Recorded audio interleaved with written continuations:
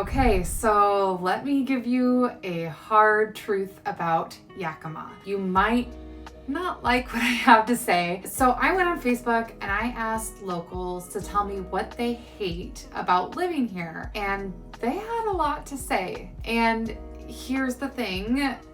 A lot of this is actually really valid. Some of it, of course, needs context, but a lot of it is valid and based on real things that are happening locally. So if you're thinking about moving to Yakima, today I'm breaking down the biggest complaints that I'm hearing for locals and what they could actually mean for you.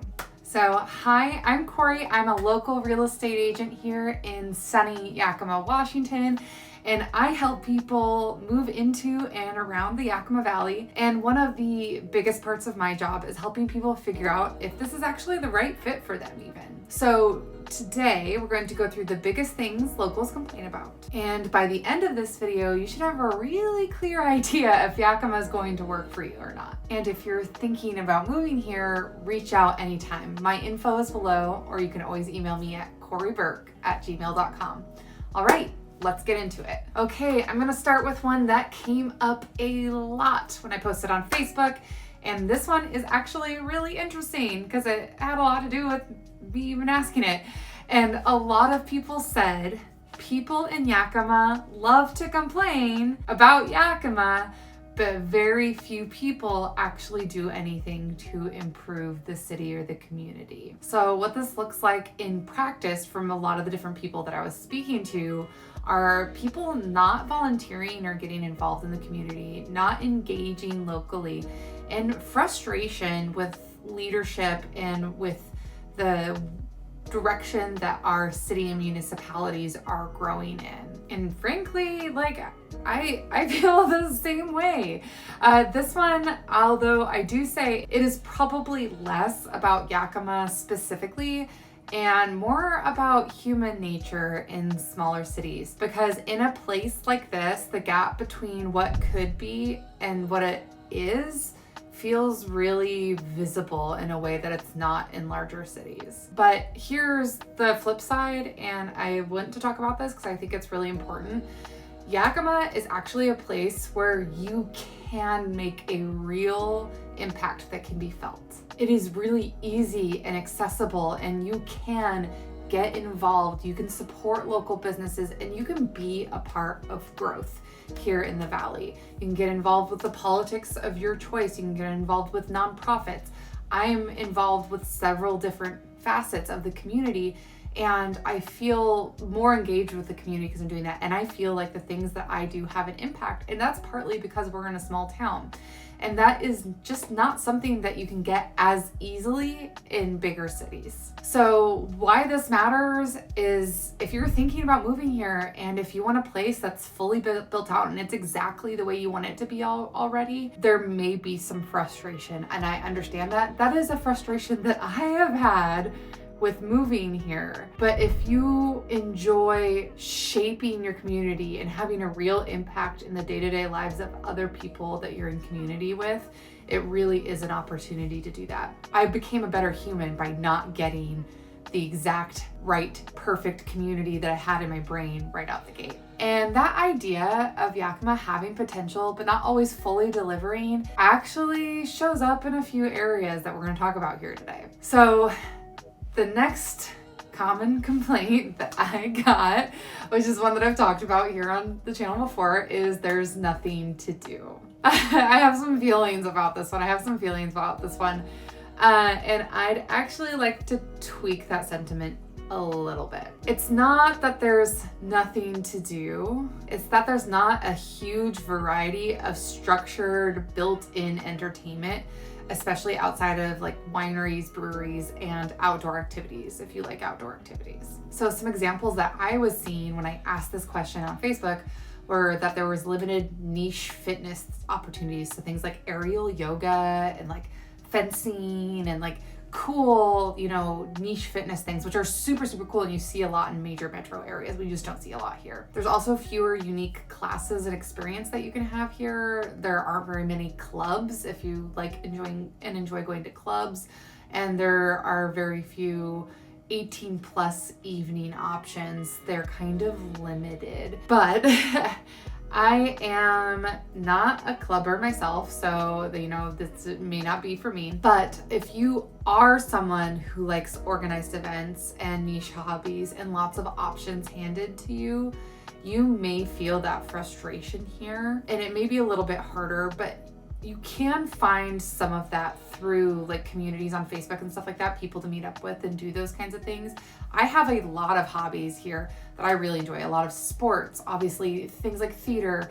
I have a lot of things I really enjoy, but I am not someone who enjoys some of those things that people were talking about, like those like going out type things. But if you are someone who likes like the outdoors and community events and creating your own routine and kind of getting that from internal to external, Yakima can be a really, really great fit. If you are wanting all these opportunities externally and then, the opportunity to engage with it, there may be more limits there for sure. So I'm gonna kind of use my life a little bit on that, because this is why I say, like, I also moved from North Dakota. I'm from the west side of Washington, so I am used to having a lot of things to do. But I moved from North Dakota after living there for 6 years, and I am so engaged with the theater and with the community through things like Rotary, obviously the theater, like I said, volunteering efforts. I feel really integrated with the athletic club and with the pickleball community and with the volleyball community. This is just one of those lifestyle things where it's not good or bad, it's just different. And depending on what your specific interests and your specific hobbies might be, it just might not be a good fit, or you might have to create that area if you need it. The same idea shows up really strongly when we talk about the downtown area. A lot of people mentioned the area specifically that there are a lot of empty buildings and it doesn't feel as vibrant as it could. It is also where a lot of our unhoused population ends up hanging out. And I find that that's a fair critique. It is not as a welcoming of a downtown area as it could be, and as I think a lot of us feel like it should be. So here, I think the biggest driving factors are that the growth just really hasn't caught up yet and revitalized the downtown the way that we hope that it would. Some really great pockets exist. There are some cool places to go within that downtown community. It's just because it's not fully jumping and jiving, it is really hard to keep it going, keep businesses going down there. So it's just not fully cohesive down there yet. This is just one of those areas where Yakima feels like it's really in progress.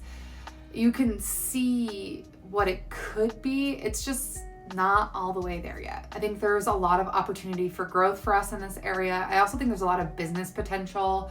I think that downtown area is still revitalizing, still evolving, and I hope that we make some key improvements in that area moving forward. So if you're gonna try to move to Yakima and you're expecting a fully built out, bustling downtown, you are probably going to be disappointed. There are other areas like Wenatchee that do a really good job at this. But if you are okay with something that's growing and changing, you might actually really enjoy it. It's kind of cool to see all the new businesses and meet all the new business owners that are coming in that area. The next one that I have to talk about is actually probably the biggest practical consideration of all.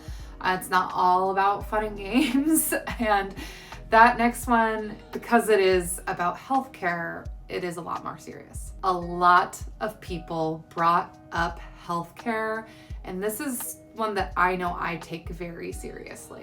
So the feedback that I got on the post was that it was really hard to find primary care, sometimes booking out as far as 6 months just for primary care specialists. For many specialties, you're going to be traveling to either Seattle, Tri-Cities, or Prosser. We no longer have an emergency services vet. You have to go all the way to Tri-Cities for that. And the system that we do have here is stretched. Actually, not long after 2020, we actually lost an entire hospital. And also, specialties have just been dwindling as a result of that. So this is one of those things where, this is the real limitation of living in a smaller market. Some big reasons why we are experiencing this is the population versus the infrastructure that we have here. After 2020, we just really struggled. Even though we were growing, our infrastructure wasn't keeping up with it. We also have lower wages than a lot of other places, and it is hard to attract specialists here. Even though there are opportunities to open practices here, and they would have a client base that would book up very quickly, based on my experience with all the specialists here, it is hard to attract specialists here. So what this is meaning and what this is looking like out in the world is you are waiting longer. You may be traveling to Tri-Cities or Seattle, like I said. I've taken 6 months to get into a specialist before after getting the referral, and you just may need to plan ahead more. And depending on what chronic ailments, diseases, anything that you may have or be expecting to have moving forward, which we can't plan for all of it. I know I can plan for some of the things I got going on, but we can't plan for all of it. But you just may need to plan ahead more, and that's tough when we consider one of our other things, which is that we don't have really good public transportation to and from those areas. So who we see this impacting the most in our community is families with ongoing care needs. So somebody who has a chronic illness or injury that cannot be serviced by our local specialists, and extremely specialized medical needs. Someone who needs someone, like I know when I needed my knee surgery, we have an orthopedic practice here and they do orthopedic surgery, but what I needed was so specialized, I had to go to an orthopedic surgeon in Seattle. That was a very specific thing. And it was, 3 visits to Seattle. It was what it was. This may not affect generally healthy individuals the same way. And I just want to reiterate that it's not that care doesn't exist, it's that access to care looks very different here, for sure. So kind of like I hinted to earlier, this ties directly into the next complaint. And that is that a lot of people mentioned wages, and specifically that there aren't enough jobs paying true living wages here in Yakima County. It's something I went over. I had a video not that long ago on why people are so impressed with the cost of living when they move here. And it's because it feels really affordable to them. But when wages haven't gone up to go up with the cost of living, even though it's lower than other areas, our wages haven't gone up here. So it is a local economic reality. And part of it is the industry mix. We have healthcare here and we have had a lot of growth here, but we're also a really ag heavy area. So wages just grow funkily. It's probably not the right word. This is one of those things where your experience can be completely different depending on your situation and your career path. If you are someone who's going to be remote and you already have jobs or you already have a place in your career, it can be very different. If you're a specialist who's coming in to buy in a practice, you basically can charge what you need to charge to be able to move here. But I will tell you, locals are feeling a lot of wage pressure because we've had a lot of people relocating to the area, bringing their higher wages. Cost of living is starting to go up to meet that, but the people who've lived here locally are not getting the same wage increases, especially if they're in an ag field or something like that. And relocation buyers feel like it's really affordable here. And I moved from North Dakota, so I didn't feel like it was more affordable here for sure. But from the west side, I felt like it was way more affordable. So there's a lot of comparisonitis with that, comparison issues with that. So you can have 2 people living in the same city having completely different financial experiences, and that is absolutely for sure.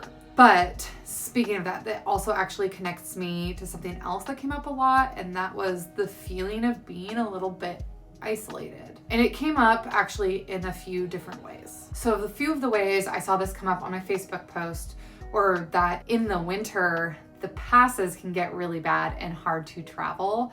And our airport here, which is so great that we have an airport here, but it only has 1 to 2 flights a day and they all connect in Seattle.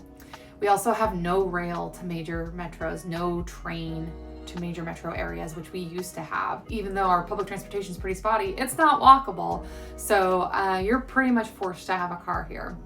And that is probably one of the most real lifestyle adjustments for people moving here, especially if they're coming from areas that have good public transportation and good infrastructure for that. I will say, having lived in other places, it's not the worst I've seen, but it is definitely something you notice.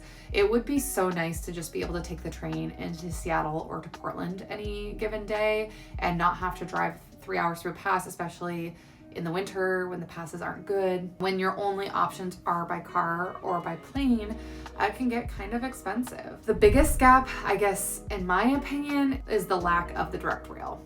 to a major metro like Seattle or Portland. I also think that our airport needs to connect in one additional place like Portland, just to give more flight options. I think that would be really, really helpful. And every day, the thing that this is looking like for people who actually live here is that you are going to do more driving. When you are traveling, there's a little bit more planning involved because you're basically not going to get a direct flight, and you can't be as spontaneous. You can't just like pick up and be like, oh, we're flying to San Diego for the weekend. It's not as easily, because you're not going to get a flight out of Yakima when there's only one flight a day. It fills up. And then then now you have to think, oh, I have to drive there. And then if I have to drive there, where am I going to park? And how much is it going to cost me to park? It's just a lot more planning. You can't be as spontaneous with it. Also, the plus sides of it is quieter. There are fewer crowds, and you do have to be more intentional about getting out and traveling. So if you're used to the convenience, it's gonna really feel like a step back. It is not as easy to just be like, hey, we're going somewhere this weekend. But if you are looking for a slower pace, it may actually feel like a relief. Most of the places that we go and travel to are within driving distance, and we're very comfortable driving in the passes and in the snow. And when we do fly places, it's usually like once a year, and it's pretty intentionally. It works pretty well for me. And I love a good spreadsheet, so I love planning. So it doesn't bother me all that much, but I do know some people that it bothers really heavily. Next, I want to talk about some complaints that I would categorize as random, because there wasn't like a ton of them, but they're really valid. One of them was that we need a Trader Joe's. And we do need a Trader Joe's. Yes, we do. I also want a Trader Joe's, and I also want an Aldi. If we're asking for things in a dream world, I also want an Aldi. Another thing that I heard a couple of times on there was that they wish that there was more green and more trees, especially with people who come from the west side like myself. Green and trees just feel so more homey and calming than like the hill views that you get here in Yakima, the more deserty views. I get that. I understand that. I totally understand that. I also have complaints about the wind. I hate wind. Wind is so annoying. I hate it. It makes everything harder. So I also wish the wind would calm herself. And then, there's just not very many opportunities for niche activities that you get in large metro areas. Overall, those little random ones, they may sound small, but they are the kind of things that people notice day to day. So in all of this, the things that people hate about living in Yakima, what does all of this actually mean? Here's the bottom line. Yakima is absolutely not a perfect city, and honestly, no place is. But Yakima is truly a place with heart and with opportunity, affordability, community, and a whole heck of a lot of potential. And in my opinion, as someone who moved here myself 8 years ago, a lot of the things that people complain about here are the trade-offs for the things you get by living here. Some great examples of that are the slower pace versus the convenience, affordability versus amenities, and growth versus being fully developed. So if you're thinking about moving to Yakima and trying to figure out if it's the right fit for you, please reach out. I'd love to help walk you through that. And I am curious, what would you add to the list if you are a Yakima local? Drop it in the comments. And also, YouTube thinks you might like this video next. You can always contact me at corieburke@gmail.com, and I will see you in the next one.